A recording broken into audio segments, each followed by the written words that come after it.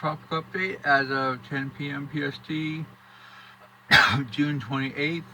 And the Eastern Pacific has gotten to the game big time. Adrian is strengthening. It was 70 knots as of 9 p.m. Mountain Standard Time. I believe it's already stronger. It's probably approaching Cat 2 in my opinion. Probably 80 knots. It's probably going to become a Cat 2 by tomorrow morning, in my opinion. Then it's going to start weakening because the environment is going to become a little less favorable. It's starting to move into slightly cooler waters over the next couple of days. But yeah, it's trying to form an eye, as you can see. It's going to head westward into cooler waters, which is in line with all the models. And pretty much that's going to be that for Adrian. So a pretty basic forecast.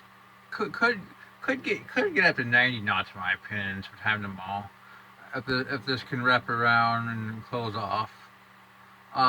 Next is something even bigger surprise. We got another system. I mean, which is potential tropical cyclone 2. This is something rare. I mean, it's forming off the Mexican coast, and it's a threat to Mexico, and it's expected to become a tropical storm tomorrow.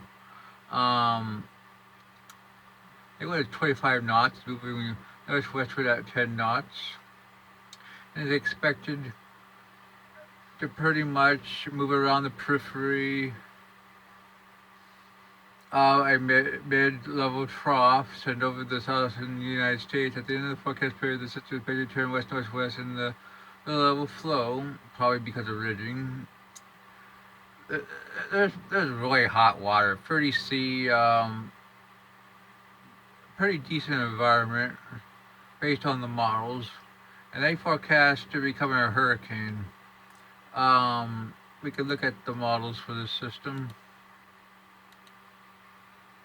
and clearly, I mean, northwest, just off the coast, it could actually make landfall. We'll have to see. Make landfall will be slightly weaker. We'll have to see. Which is in line with the models. Look at that. Pretty much in line with the models.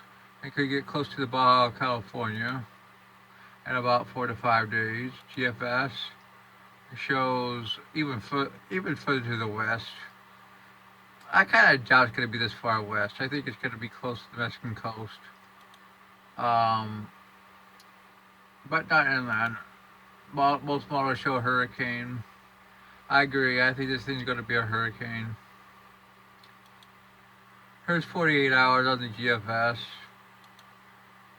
72 hours. Yeah. ECMWF, 96 hours. CMC, quite a bit weaker with the potential tropical cyclone in the CMC. Well, of course, the CMC has been on a weak trend for cyclones. Icon is much different at 72. Let's go to 84. Yeah, we'll have to see. Now we're going to go into the Atlantic. First, we're going to show you the potential tropical cyclone. Clearly getting more organized. Convection, LSC. It should be a tropical storm pretty soon. I think it potentially has a chance of becoming a 60 to 65 knot system in about 3 to 4 days. Now onto the Atlantic. This had about a 10 to 20% chance at 2 to 7 days. It's going to head northward towards Canada, and the GFS shows it forming at 48 hours. This is actually a very interesting system. It could be actually its own system. That would be interesting. I mean, 1,009 at 72,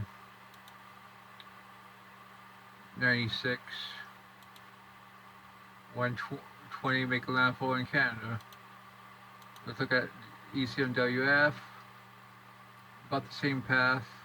Go back to 72. It's definitely weaker than the GFS. Let's look at the CMC. Go 96. Clearly the closed eye bar here, but really there's nothing else in the Atlantic. Finally, Icon. shows a low at 96, 120. So I'd actually give this system a 30% chance. I think this thing has potential, but I don't think it has high potential. It's just something we're going to be watching. There's a tropical wave coming off Africa, which is extremely doubtful to form. That's your tropical update.